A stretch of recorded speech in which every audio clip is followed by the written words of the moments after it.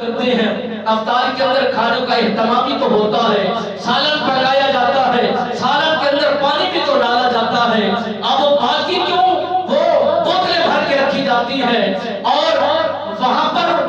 مگے پانی کے جو بھر کے رکھے جاتے ہیں، کولر بنا کے جو رکھے جاتے ہیں، یعنی درمیانی حصے کے بعد ہمیں ضرورت محسوس ہو سکتی ہے اور پانی ہمیں پینے کی حاجت ہو سکتی ہے، ضرورت بھی ہو سکتی ہے، کہیں نوالا حل کے اندر رک بھی سکتا ہے، اس لیے بوتل بھر کے رکھی جاتی ہے کہ ضرورت محسوس ہوتی ہے۔ اگر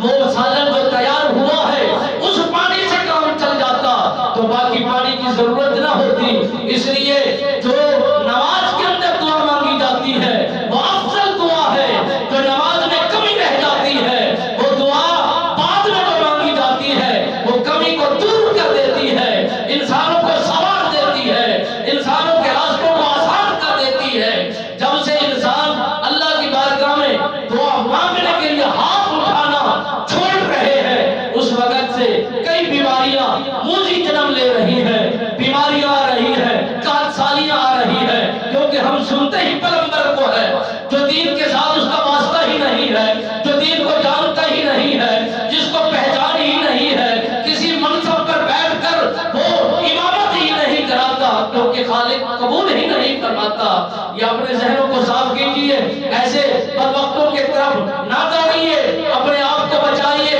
اپنے مسلک کو بچائیے، اپنے ایمان کو بچائیے، کہیں ایسا نہ ہو اس کے ساتھ تمہارا ایمان بھی جاتا رہے، تمہارا مسلک بھی جاتا رہے، ساری کیتی کتری پر پانی پھر جائے، کہ ایسا نہ ہو جائے۔ جب بھی اللہ کی بارگاہ میں دعا مانگی جاتی ہے، الدعاء مخ العبادہ، عبادت کا مغز دعا ہے۔ جب انسان اپنے ہاتھوں کو بلند کرتا ہے، مالک ملک فرماتا ہے یہی تو عاجزی ہے، یہی تو انکساری ہے، یہی تو تواضع ہے۔ کائنات کے سامنے ہاتھ نہ پھیلایا جائے، کوئی ایسی ذات تو ہے جس کے سامنے ہاتھ پھیلایا جاتا ہے، کوئی ایسی ہستی تو ہے جس کے سامنے عرض و گزار کی جاتی ہے، یکسو برابر کر دیا جائے تو انسان اور رب کے درمیان فرق کیا رہے گا؟ نہ انسان سے مانگا جاتا ہے، نہ مخلوق سے مانگا جاتا ہے، نہ پھر رب سے مانگا جائے تو پھر کیا ہوگا؟ جب انسان اللہ کی بارگاہ میں مانگتا ہے، مالک ملک فرماتا ہے